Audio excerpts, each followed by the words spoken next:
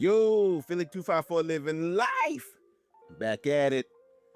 So, the Nintendo Direct for the Switch 2 has come and gone. Has come and gone. And I'm just gonna let you know, hey, Nintendo, you tripping. You tripping. You doing a little too much. You're doing a little too much. Nintendo has notoriously in the past been kind of greedy, but all companies are. All the big companies, they're going to be greedy to some extent. But they've made some weird decisions and closing themselves off in this whole little walled garden of Nintendo that they like to kind of keep themselves in. But now they're kind of getting there, they're really starting to kind of push the envelope. You know what I'm saying? And before I get into it, let me know what your thoughts was about the Nintendo Direct. What do you think? What do you think about the Switch 2? What are your thoughts on that? But here's the thing. The Switch, now a lot of people are complaining that the Switch 2 is gonna be what 450? 450. That's not that bad. In all honesty, I guess some people are strictly Nintendo people or console people, so they never really got into any of the current handhelds that we got going on right now. But 450 is about on par. That's not bad. That's not bad. It can play Cyberpunk 2077. Cyberpunk, despite its age, is actually a really I won't say powerful game, but it's a game that it can look really good. Even to this day, it looks really good if graphical settings are right. So that's a flex. I call that a flex. And Street Fighter 6. It's now Capcom feels comfortable allowing Street Fighter 6 to be on the Switch. They didn't do it with the Switch 2. They didn't do it with the original Switch. I know NetherRealm puts pretty much any Mortal Kombat they could on the original Switch, no matter how bad it looked. But Capcom was a little more reserved on that, and they didn't really fool with that like that. So the fact that they're feeling comfortable with putting it on the Switch 2 and it looked good. Don't get me wrong, all the games look good. That says something. Switch 2 is definitely up there. But that 450 price tag, that's not a problem. To me, I get how some people who were really more Nintendo people or just console people and not really tuned in or tapped into the current handheld market, at 450 is just right. No issues. The real issue is all the little weird stuff. The red flags. Was it Mario Kart World or they're calling that $80?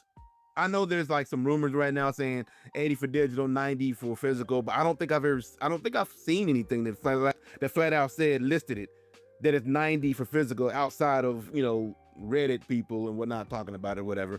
But no GameStops. I don't think I've seen anything on GameStop saying 90 for physical. If there is, I'll correct myself by the time this video goes up. But I don't think there's any 90 for physical. So I'm gonna just kind of leave the jury out on that one. But the 80 for digital, come on, brother. That's a lot. Come on, man. I mean, I know some people are saying, well, we pay 70. Yes, we do pay 70 sometimes. Definitely we do.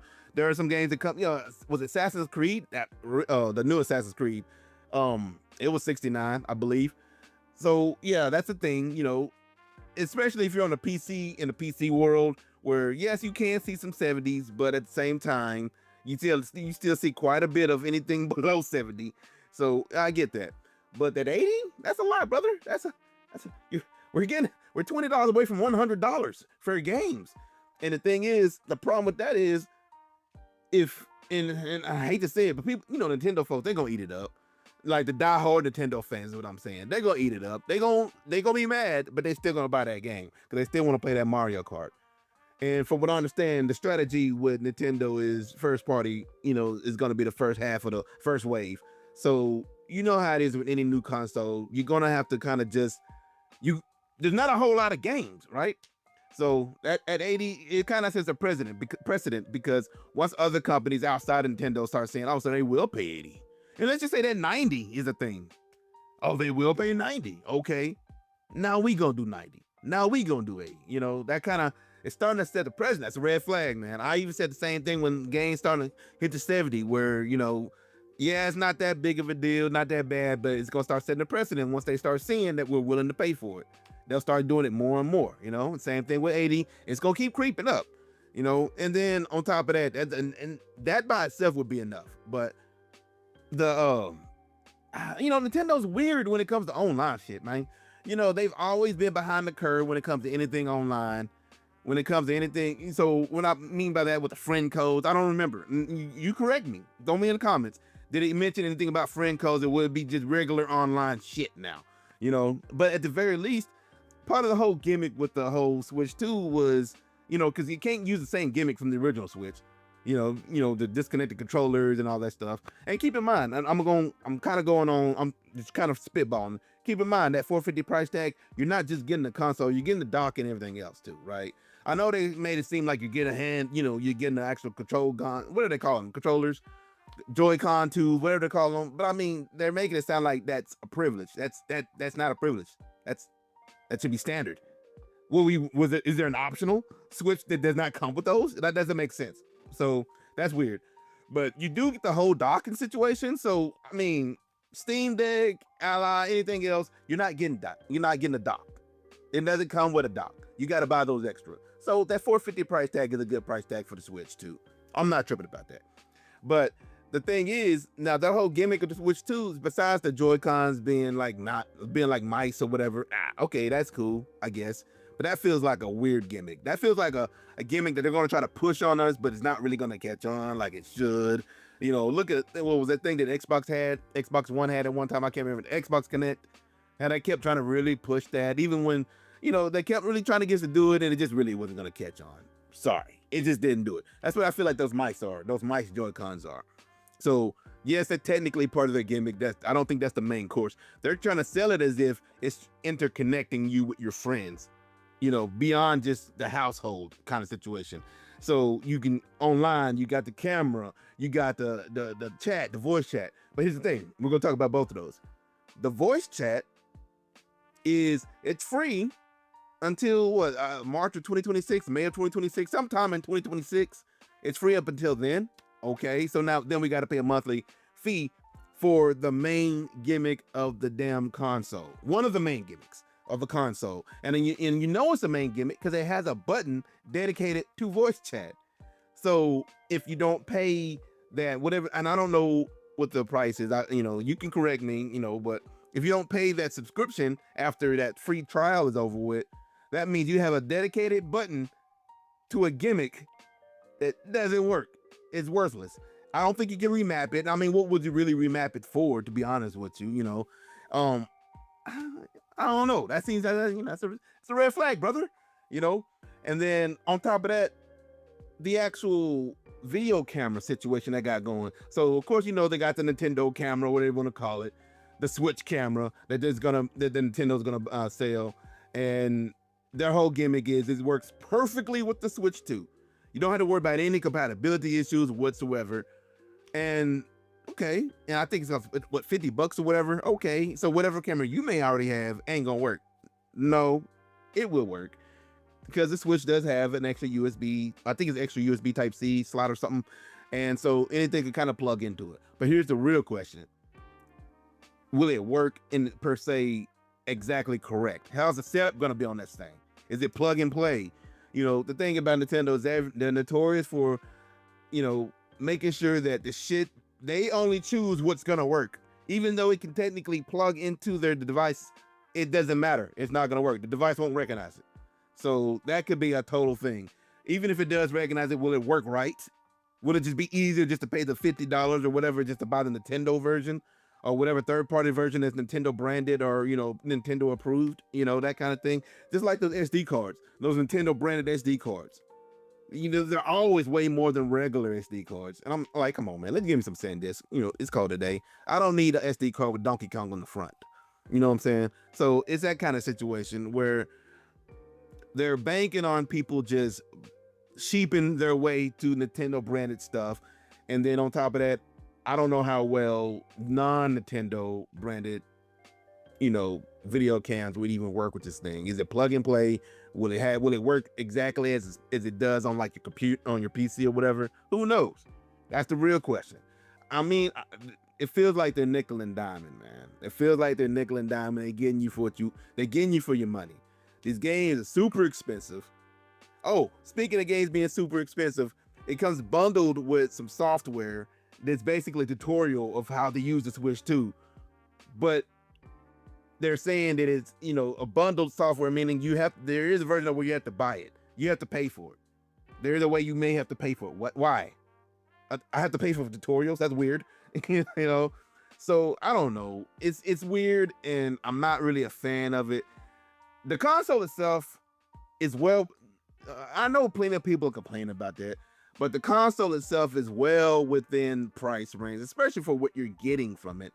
But it's everything surrounding the console is how they're trying to just kind of get their money. They're trying to get their paper. They're gonna get it all, and I'm not feeling that. I mean, originally I was thinking about knocking it off just to kind of check it out. Well, I've kind of gone back and forth on it. At one point, I was like, whenever it was just kind of rumored, I was like, I don't think I'm gonna get a Nintendo Switch 2.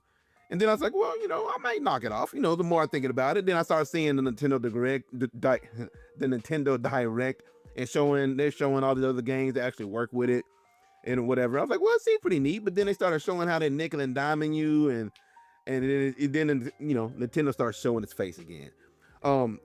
They're Switch enhanced or Switch 2 enhanced games, basically Switch games that came out on the original Nintendo Switch, that basically they're enhanced to work with the Nintendo Switch 2.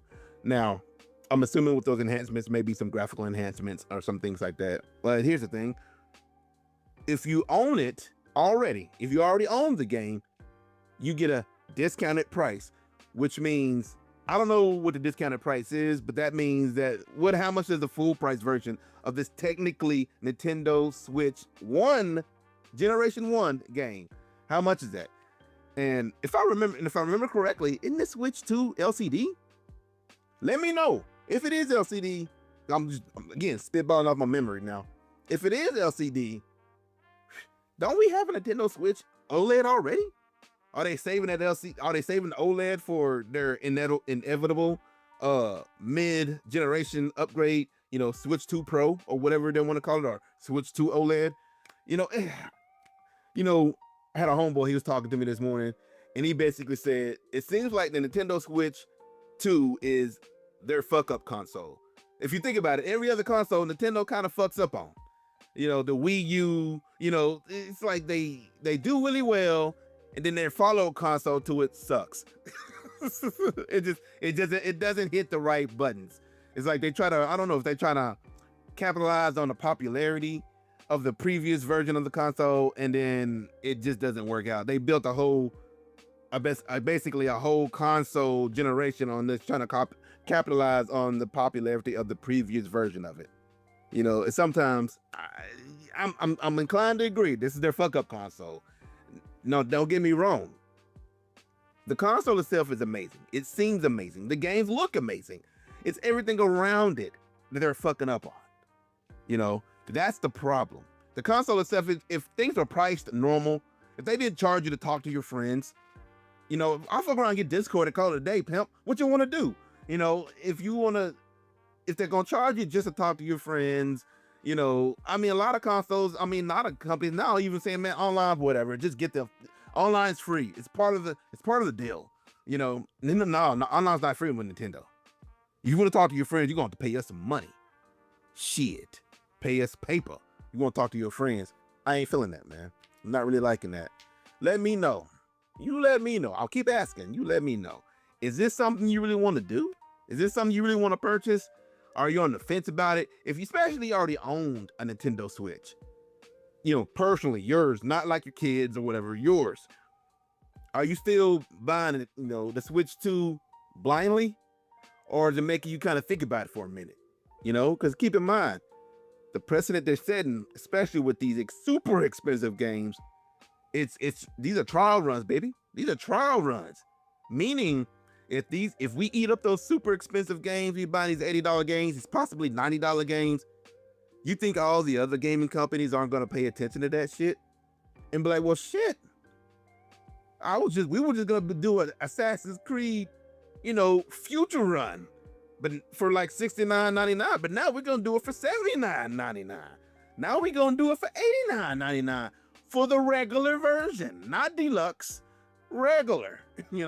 That's kind of a problem. That's a huge problem, because I don't know about y'all, but money is not growing on trees over here. The financial situations ain't looking too nice over here. So why they shooting? So why they nickel and diming us like this? You know, I don't know. They're saying the prices, on their ends are kind of rough, so they feel like they're gonna have to fuck us over to cover their ends. But I really, y'all know, like we know, that it's not that bad for them. I know it definitely is some issues, but it ain't like to the point to where they just gotta just dick us over to the maximum. Nickel and dime us for every single thing. At this point, they're gonna just sell us. Then the Nintendo Switch 3 is gonna just be the actual tablet part, and then the Joy-Cons got to be purchased separately. I'm surprised they didn't do that this time. At this point, anyway, this is just me ranting, talking that shit. If you like more Steam Deck or Nintendo Switch 2 news, walkthrough, guides, lives, like and subscribe. Cruise through the playlist. And I'm out. Oh, hold up. That is not a PS5. That's a damn fan. Ain't that shit look cool? And I'm out.